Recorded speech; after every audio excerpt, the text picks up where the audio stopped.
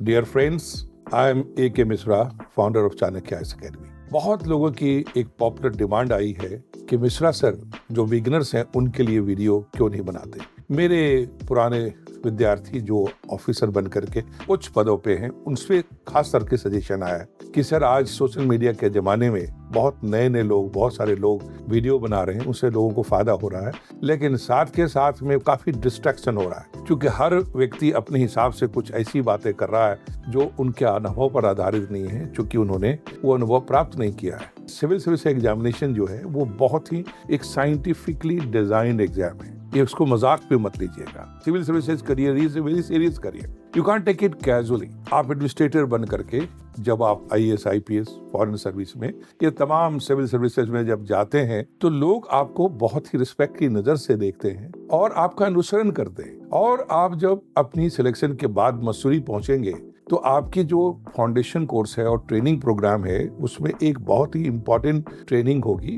That training is called officer like quality, OLQ। इसका मतलब है कि आप चाहे किसी भी बैकग्राउंड से आए हैं, लेकिन आपको ऑफिसर लाइक एटिकेट होना चाहिए, बिहेवियर होना चाहिए, आपका व्यक्तित्व होना चाहिए कि आप कैसे बोलते हैं, कैसे अपने कैरी कर सकते हैं, कैसे पब्लिक में होते हैं, आपकी सोशल इंटेलिजेंस कितनी है, कितना आप एम्पैथिक हैं, और अपने आप को कैसे एक मिसाल के रूप में as a leader in society आप विजिबल रहेंगे। जो सिविल सर्विसेज की ट्रेनिंग देना चाहते हैं, कोचिंग दे रहे हैं, उनको अपनी जिम्मेवारी के साथ अभ्यर्थियों के बीच में पेश आना चाहिए, क्योंकि आप उनके शिक्षक हैं और आप जो कहेंगे उसका अनुसरण वो जरूर करेंगे। इसलिए अपने वीडियो को पॉपुलर करने के लिए फन में ना करें। वीट एंड ह्यूमर का वैल्यू है लाइफ में। सिविल सर्विसेज के इंटरव्यू में भी जाएंगे तो वीट एंड ह्यूमर इंपॉर्टेंट है, आम लाइफ में भी जरूरत है, बट वीट एंड ह्यूमर, बुद्धिमत्ता के साथ कुछ ऐसा ह्यूमर करें जो भी अपने मायने रखे, उसको लाइटली और मजाक में ना लें। तो सबसे पहले अभ्यर्थियों से मैं कहना चाहूंगा कि you have to be cautious कि आप क्या अनुसरण करने जा रहे हैं। आपको सबसे पहले अपने अंदर एक अलग तरह के मनोभाव डेवलप करने हैं, ऑफिसर लाइक क्वालिटी डेवलप करना है। सिविल सर्विसेज प्रिपरेशन सिर्फ सब्जेक्ट का प्रिपरेशन नहीं है, ये जो प्रिपरेशन है मेंटली, साइकोलॉजिकली, इमोशनली आपको अपने आप को तैयार करना है। और तभी आप जो विषय वस्तु पढ़ेंगे, जो करिकुलम को पढ़ेंगे, तैयारी करेंगे, तो आप उस माइंड से करेंगे, because your syllabus is of 10+2 only at the large level. General study, CSAT जो तैयारी करेंगे, वो सिलेबस का स्टैंडर्ड 10+2 का है। उसमें विद्वान नहीं चाहिए, सिविल सर्विसेज में विद्वानों की जरूरत नहीं है, उसमें जरूरत है कितनी बुद्धिमत्ता के साथ उस विषय वस्तु को आप उतारेंगे अपने जीवन में और अपने व्यक्तित्व का विकास करेंगे। एक ऑप्शनल सब्जेक्ट लेना, वो भी ग्रेजुएशन लेवल का है। आपका ग्रेजुएशन उस सब्जेक्ट में रहा है या नहीं रहा है, आपने उससे पहले कोई जानकारी थी या नहीं रही, कोई फर्क नहीं पड़ता। For example, engineering candidate mostly लोग ह्यूमैनिटीज ले लेते हैं, नहीं पढ़ाई की है उसकी, बट क्या वो ह्यूमैनिटी में अच्छा नहीं कर सकते? बहुत अच्छा कर सकते हैं, अच्छा रिजल्ट बनाते हैं, टॉप करते हैं। कोई भी सब्जेक्ट आप अपनी चॉइस से ले सकते हैं, इसीलिए इसको वैकल्पिक विषय कहा गया, ऑप्शनल सब्जेक्ट कहा गया। लेकिन यहाँ जानना जरूरी ये है कि जो तैयारी है वो सिर्फ किताबों की, कंटेंट की, सब्जेक्ट की नहीं, आपकी अपनी तैयारी है। मेंटली, साइकोलॉजिकली रेडी करना कि क्या आप सही एप्टीट्यूड के साथ, व्यक्तित्व के साथ, एक अच्छी सोच के साथ आप सिविल सर्विसेज में जाने के लिए तैयार हो रहे हैं। आप IAS सिलेक्शन के बाद नहीं बनेंगे, आप पहले अपने विचारों से, मन से, बात से, कम्युनिकेशन से, राइटिंग से, पूरी व्यक्तित्व से IAS बन चुके होंगे। UPSC तो सिर्फ आपकी फॉर्मेलिटी पूरी करेगी, एक अपने पैरामीटर में जांचेगी कि yes, you are the right candidate to get into civil services, और आपका सिलेक्शन होगा। तो आपके ऊपर सिर्फ स्टैंप लगना है, तैयारी आपकी है। इसलिए आप इसको पहले सीरियसली लेंगे, और इस प्रिपरेशन के दौरान जो सबसे पहली चीज आपको ध्यान रखनी है, to get ready mentally, mindset. एक ऑफिसर क्या करता है IAS बन करके, IPS बन के, फॉरेन सर्विस में जाके, सबसे पहले उसी को समझना चाहिए। इसलिए नहीं कि रैट रेस की तरह, या आम लोग दौड़ पड़े तो आप भी दौड़ पड़े कि IAS में जा रहे हैं तो रुतबा होगा, पावर होगा, ये होगा, वो होगा। आप लोगों के कहीं सुनी पे नहीं जाइए। It's a career, it's not just a job, it's an opportunity. आपको अपने लाइफ में कुछ करने का, कुछ दिखाने का, इस मनुष्य धर्म को पूरा करने का एक बहुत बड़ा प्लेटफॉर्म इस कंट्री में है, जिसको हम सिविल सर्विसेज कहते हैं। Civil services is backbone of Indian administration. जो सिविल सर्वेंट्स, उनको पिलर्स ऑफ इंडियन गवर्नेंस कहा जाता है। और इसके लिए आपकी भाव में आना चाहिए कि सिविल सेवा है, मैं एक सेवा देने जा रहा हूँ मानवता को, इस कंट्री को, समाज को, और जिसके लिए कुछ खास जिम्मेवारियां और पावर मुझे दिए जाएंगे, अधिकार दिए जाएंगे, जिसका मैं कानूनी ढंग से, संवैधानिक ढंग से सही इस्तेमाल करने वाला हूँ। उस भाव से मैं जा रहा हूँ सर्विस के अंदर में। उनको नहीं जाना चाहिए जो रोजगार के दृष्टिकोण से जाना चाहते हैं या बड़ी ऐश आराम और मौज की जिंदगी जीना चाहते हैं। जाना उनको चाहिए जिसके मन में एक सेवा की भावना हो, मानवता से जुड़ने की भावना हो, देश के लिए कुछ दिखाने की, कुछ कर गुजरने की भावना हो, तब उसी को जाना चाहिए। तो ऐसी हालत में जब आप सोचते हैं तो सबसे पहले माइंडसेट की बात आती है कि आप क्यों जाना चाहते हैं। ये प्रश्न आपके दिमाग में सबसे पहले आना चाहिए।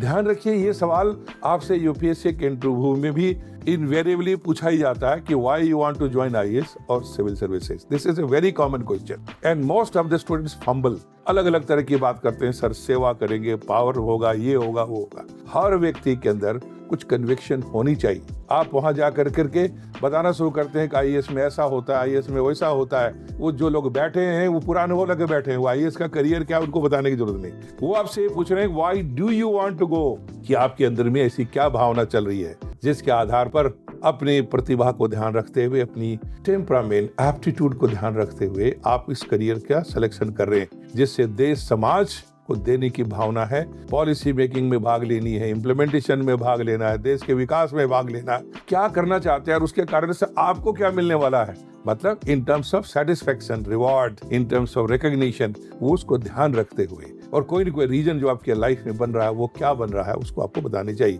तो जब आप वाई का आंसर ढूंढ लेंगे, क्लियर हो जाएंगे और बोल्डली कहीं लिख लेंगे, ब्लैक एंड व्हाइट में, दिमाग में, दिल में बसा लेंगे, तो मोटिवेशन जो बाहर आप ढूंढते हैं उसकी जरूरत ही नहीं पड़ेगी। क्योंकि जब मंजिल की ओर दिमाग और निगाहें टिक जाती हैं तो इंसान के अंदर वो लक्ष्य बनता है। और लक्ष्य जो क्या है, सिर्फ इच्छा नहीं है। लक्ष्य इज नॉट जस्ट विश कि मैं करोड़पति बन जाऊं, मैं अरबपति बन जाऊं, मैं बड़ा लीडर बन जाऊं, मैं आईएएस बन जाऊं, ये सब इच्छाएं हैं। लेकिन बनना ही, और यही बनना है, और क्यों बनना है, कब बनना है, कैसे बनना है, यदि ये सारे आंसर क्लियर हो गए तो इसका मतलब है आपके लक्ष्य जो है निर्धारित हो रहे हैं। आप कंसीव कर रहे हैं कुछ आइडिया को, जैसे कि एक लेडी अपनी मदर चाइल्ड को कंसीव करती है, नर्चर करती है, महीनों उसके पीछे अपनी यत्न करती है, तपस्या करती है, then she gets a baby. Similarly one should conceive an idea and you believe that you can do, और उसको ईमानदारी से जब मेहनत करते हैं, नर्चर करते हैं,